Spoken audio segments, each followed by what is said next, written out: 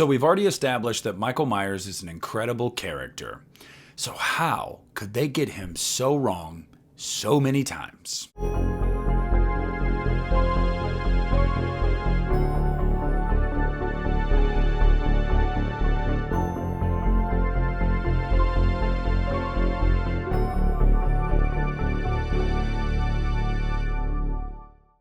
Hey, what's up everybody? Nick here, and today I want to talk about what went wrong with the character of Michael Myers in the Halloween franchise. Now, if you watched the previous video that I did talking about what went right, then you know that I am talking about the character as a whole, but mostly in his creation with what went right. See, that is bound to happen. The character they create is great for so many reasons, and then as they sequelize the character, things start to lose their luster a bit as time goes on. People take swings and they don't always land. And that's where we end up with a bunch of things that went wrong with the character of Michael Myers. Now, as I did in the last video, I will specifically mention certain movies or moments that specifically went wrong for the character of Michael Myers.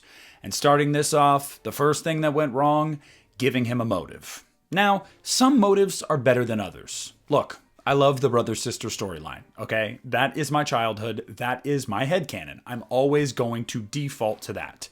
Having said that, it is inherently making your antagonist weaker because you are giving him a reason for what he's doing. And one of the scariest things about Michael Myers is he doesn't need a reason. He just does it. But I wouldn't even say the brother-sister is really the biggest offender. It's not even close. As the movies went on, we started to get some wild explanations for why Michael Myers did what he did. And none worse than the Thorn cult. Look, love or hate Halloween, the Curse of Michael Myers, and I do. That kind of explanation for Michael Myers wiped out so much of the mystique of the character. It took away so much of the menace, and it literally was just like, oh yeah, well it's a curse, so he's got to do this. And not like that wasn't bad enough, but we also have to then get into constellations and magic runes and an actual cult. It's just like, dude, we're doing too much here. Now, there are other offenders throughout this series that aren't as bad, but they kind of play hand in hand. Like in Halloween 5 and 4, where he's going after a niece. Okay, now we're really going down the bloodline, huh? Or in Halloween 6, when he's got to kill a baby that is his baby and also his great nephew. Super weird, super wild.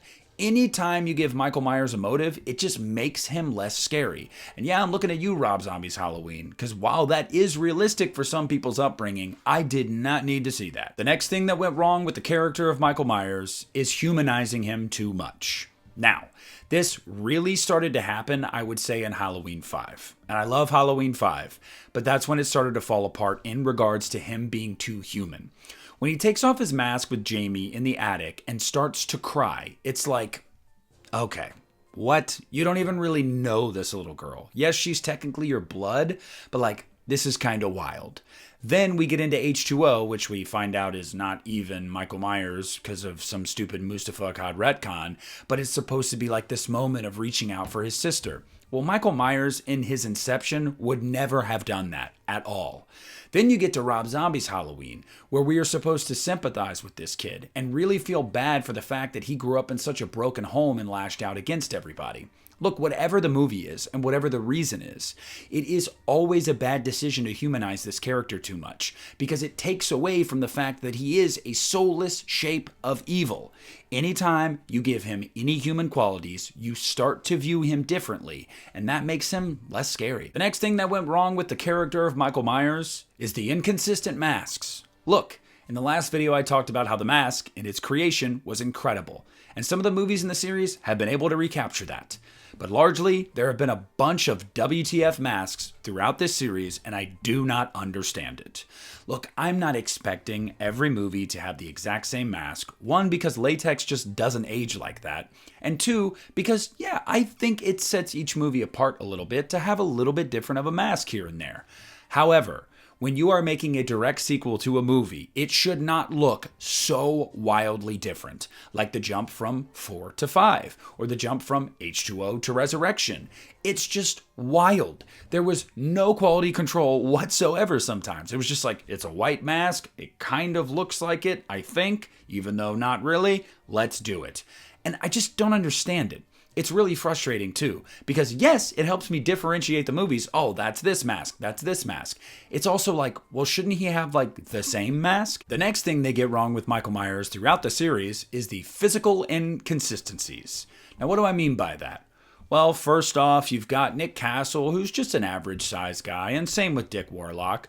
And then you get to Halloween 5 and Don Shanks is gigantic. Look, love Don Shanks, love Halloween 5. Makes no frickin' sense. That's not Michael Myers. Then you get to Chris Durand and Brad Loree, and it's like these guys don't walk the same, they don't look the same.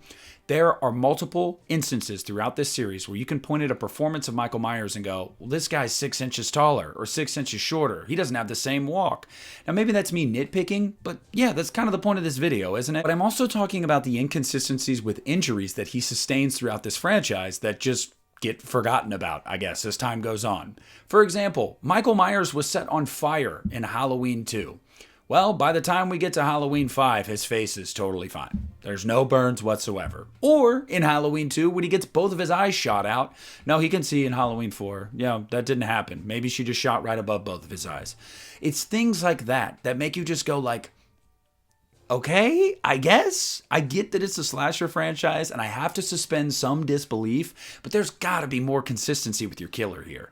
Look, love or hate the Blumhouse trilogy. They nail it with the consistency. When Michael loses 2 fingers in Halloween 2018, they're gone for the next 2 movies. They don't just magically grow back. Next thing they got wrong with Michael Myers was having him talk. Now look, some of you guys are going, well, that's just the director's cut of Rob Zombie's Halloween 2.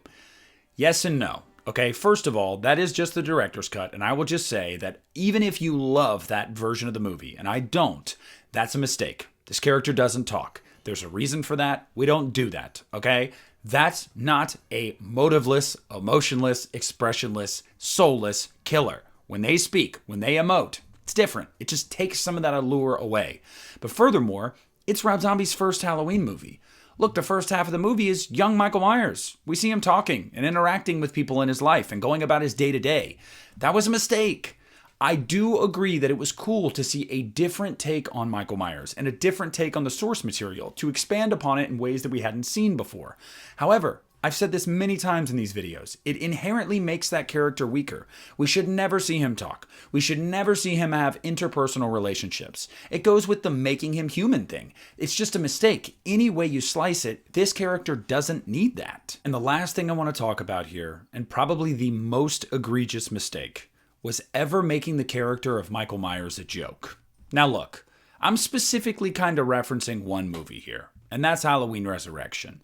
Because love or hate all the sequels, 4, 5, 6, H2O, they handle the character relatively similarly in the fact that he is a serious character and he's put in serious situations. That's not to say the performance is always great or the mask is always great, because it's not. But they try to handle the character with reverence. Halloween Resurrection throws all of that out the window. Halloween Resurrection takes Michael Myers and makes him a joke. Seriously, a joke. He's a punchline. He's the star of a reality TV series. Now, before anybody jumps at me and goes, oh, whoa, Halloween Resurrection is dumb fun, that's fine. You're allowed to feel that way. I'm not going to shame you for that. But I remain consistent with this because I feel the same way about Freddy's Dead. You may have nostalgia for these kind of movies. You may have fun with them. But it is unmistakable that these movies turn their characters into jokes, and they just do. Look, when you've got Michael Myers getting karate kicked by Busta Rhymes and getting bullied by Busta Rhymes to the point where he decides to turn around and walk away like he just lost a fight, it's a joke. It gets to a point where it's just like what are we doing here? And this is why I've always said I don't understand if Rick Rosenthal actually ever got Halloween and Michael Myers, and if it was more just John Carpenter with Halloween 2. Because that Michael Myers in Halloween Resurrection, that's not Michael Myers. I don't know who that is. That's Michelle Myers. I don't know. That's not the character I grew up loving. And look, you can do a lot of things to this character and it'll bother me. But the one thing you can do that I will never forgive is making him a joke. And the fact that they did that, even if it's only in one of these movies, That's one too many, because you don't do that with Michael Myers. But look, everybody, that's not everything they got wrong, okay? I'm sure you guys have more complaints. I'm sure you have more minute complaints, more specific ones, and I want to hear those down below. These are the major ones that I could think of off the top of my head that I'm like, yeah, they got this wrong, or there just wasn't consistency here. Now, some of these you probably heard in the what went right, and you were like, well, what do you mean? You said this went right. Yeah, at the beginning. And then as soon as they started to stretch this out, they could not be consistent, and they ran certain things into the ground. And these are just a few of those things. But I want to know down below in the comment section what you guys think. So please make sure to leave a like on this video. Subscribe to my channel if you haven't already. This is Nick at the Lost River Drive-In, and I'm pulling out.